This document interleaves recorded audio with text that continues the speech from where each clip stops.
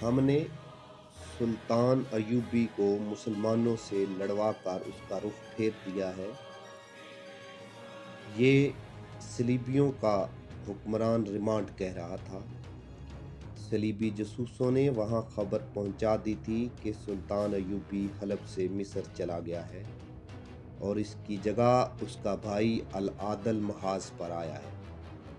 ये खबर यरूशलेम तक पहुंच गई थी। ये खबर अकरा तक भी पहुंच गई थी, जहां सलीब आज़म थी और जहां बड़ा पादरी भी था जिसे उस सलीब का मुहाफ़िज़ कहते हैं।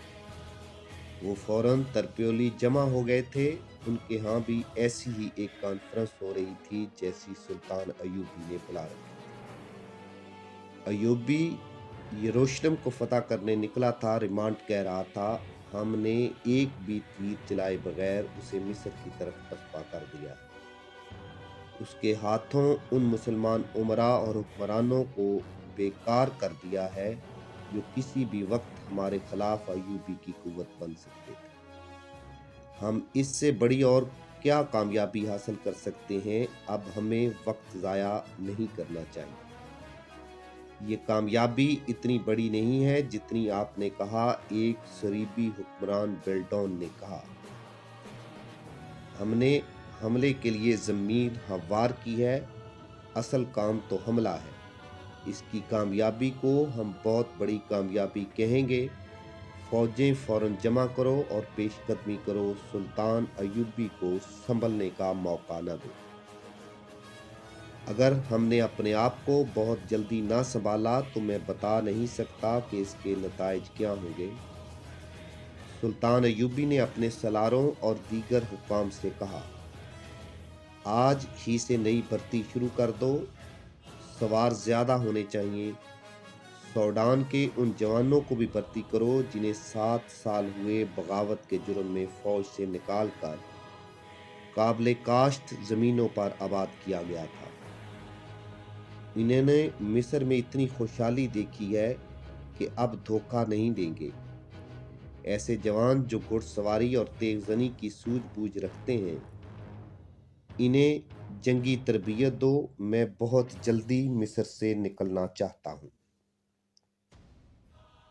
अगर सलीबियों का दिमाग खराब हो गया तो दुनिया अरब उनकी दस्तरस से बच नहीं पाएगी, और अगर उनका दिमाग ठिकाने है तो इन्हें मेरी गैर हाजिरी से फ़ायदा उठाते हुए फौरन हमला कर देना चाहिए। वो अनाड़ी नहीं।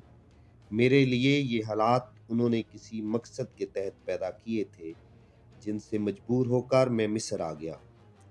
वो हमसे अल-कुदस को सिर्फ इसी सूरत में बता सकते हैं कि मकबूजा इलाकों से निकलकर हमारे इलाकों में आकर लड़ें। इस जंग के लिए मुझे बहुत सी फौज की ज़रूरत है।